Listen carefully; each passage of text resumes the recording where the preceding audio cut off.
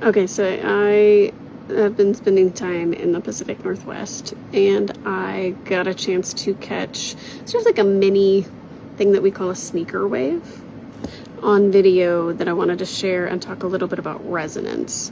So when we teach trig, we teach this idea of when you add trigonometric functions together, the amplitude or like the size of it can be amplified, right? And if you add multiple waves with the same frequency, you get this like larger amplitude increase. So what happens with a sneaker wave is a very fun physical visualization of some damp resonance situations.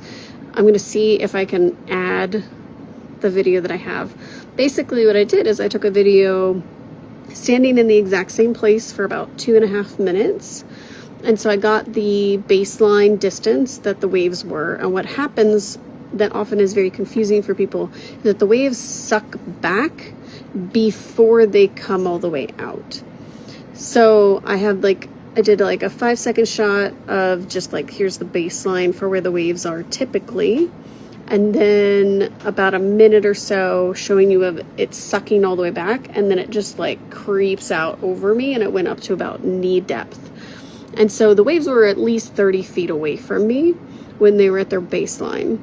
And it swept all the way to knee level very, very quickly, okay? And this is the reason that they warn people about sneaker waves, because it's tempting when you see the waves move back for people to think, I'm going to be safe. No, you're not going to be safe, because when the wave comes back, it's going to come just as far down and out at you as it just sucked back, if not further.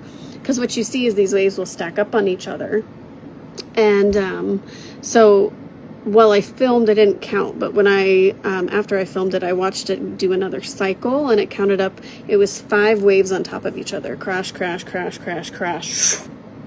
It's really cool from a mathematical standpoint of the added amplitudes of those functions, those waves. And it's also a concept that anybody who's not near the ocean often probably has no real knowledge of. So I wanted to share that, and we'll see if we can get the videos for you.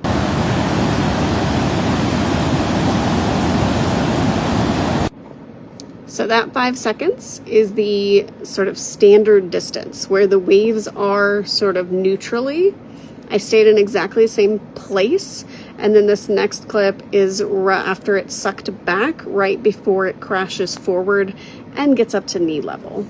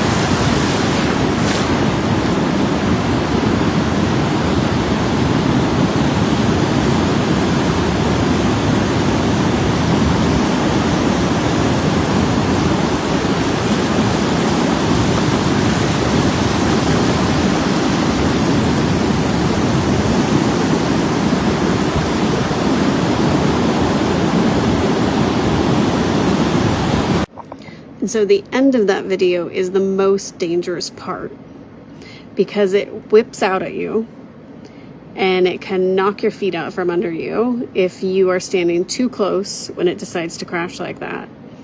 But then, to make matters even more dangerous, it sucks back with the same intensity that it spewed out, which means that the sand that was under my feet was being